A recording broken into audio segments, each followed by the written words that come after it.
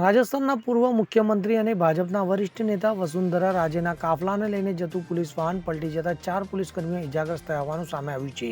આ અકસ્માત પાલી જિલ્લામાં રોહત અને પનિયારી ઇન્ટરસેક્શન પાસે બનવા પામ્યો હતો. તો આ અકસ્માત એક બાઇક સવારને બચાવવાનો પ્રયાસ કરતી વખતે સર્જાયો હતો, જેમાં પોલીસની બોલેરો ગાડી કાબુ બહાર ગઈ હતી અને પલટી મારી જવા પામી હતી.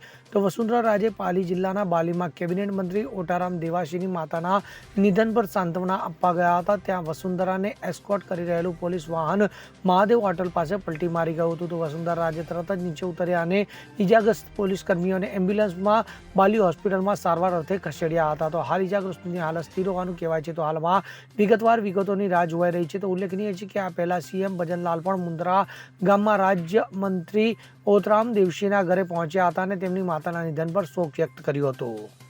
Bureau report CN24 news.